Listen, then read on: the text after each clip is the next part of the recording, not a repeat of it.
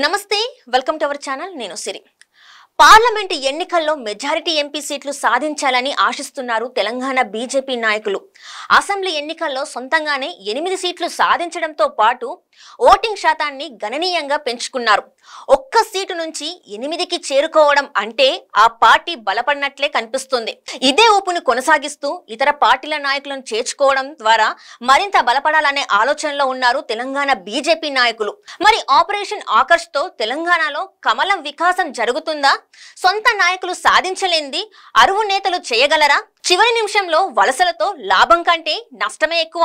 తెలంగాణ ప్రత్యేక రాష్ట్రంగా ఏర్పడిన తర్వాత భారతీయ జనతా పార్టీ క్రమంగా బలపడుతూ వస్తుంది.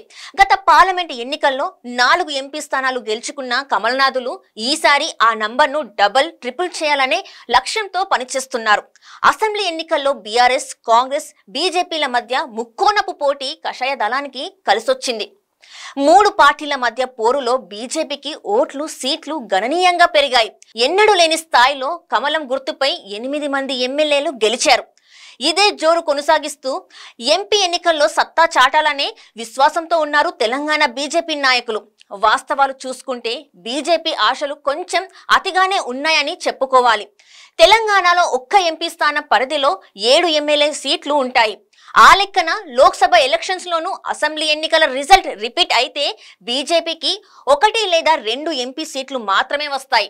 2019 పార్లమెంట్ ఎన్నికల్లో తెలంగాణలో బీజేపీకి 4 ఎంపీ సీట్లు దక్కాయి. అంతకు ముందు జరిగిన అసెంబ్లీ ఎలక్షన్స్ లో 1 సీటు మాత్రమే సాధించిన కమల్నాథులు 4 ఎంపీ స్థానాలు గెలుచుకోవడం పెద్ద మిరాకిల్ అనుకోవాలి. అదే మ్యాజిక్ ఈసారి రిపీట్ అవుతుందని బీజేపీ నాయకులకే నమ్మకం కుదరడం లేదు. అందుకే సొంత బలానికి తోడు ఇతర పార్టీల నుంచి నాయకులను కాషాయ దళంలో చేర్చుకునే ప్రయత్నాలు ప్రారంభించారు. 2014లో కేసీఆర్ సీఎం అయిన తర్వాత కాంగ్రెస్, టీడీపీ, కమ్యూనిస్టు పార్టీల నాయకులను కారెక్కించుకుని తెలంగాణలో తిరుగులేని శక్తిగా ఎదిగారు. 2019 ఎన్నికల తర్వాత గులాబీ బాస్ ఇదే ప్లాన్ మరోసారి అమలు చేసి అసెంబ్లీలో పార్టీ బలాన్ని 100 దాటించారు. ఆ 2 సందర్భాలలో విపక్ష నేతలను ఆకర్షించే స్థితిలోనే ఉన్నారు బీజేపీ నాయకులు.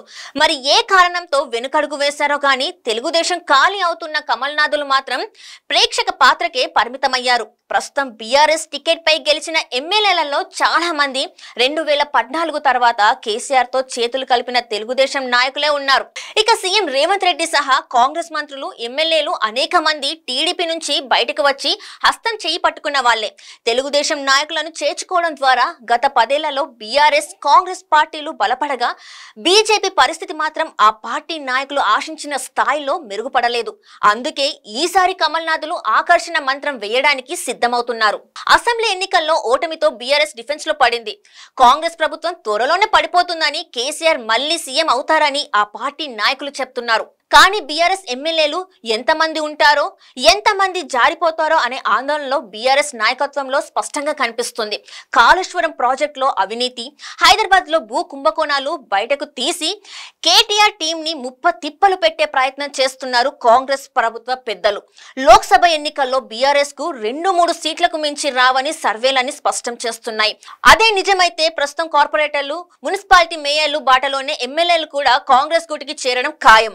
తెలుగుదేశం నుంచి వలసపోయిన నాయకులను ఆకర్షించడంలో విఫలమై తెలంగాణ పాలిటిక్స్ లో 10 ఏళ్లు వెనుకబడింది భారతీయ జనతా పార్టీ. లోక్సభ ఎన్నికలు పూర్తయ్యే వరకు ఆగితే మరోసారి ఛాన్స్ మిస్ అయ్యే సూచనలు కనిపిస్తున్నాయి. అసెంబ్లీ ఎన్నికల్లో ఓటమితో బలహీనపడిన బీఆర్ఎస్ నుంచి బయటపడే ఆలోచనలో చాలా మంది ఉన్నట్టు తెలుస్తుంది. ఇప్పుడు ఇలాంటి వాళ్ళకి కాంగ్రెస్, బీజేపీ రూపంలో 2 ఆప్షన్స్ ఉన్నాయి. కమల్నాథులు త్వరపడితే సగం మంది వలస పక్షులు తమ గూటిలో చేర్చుకోవచ్చు.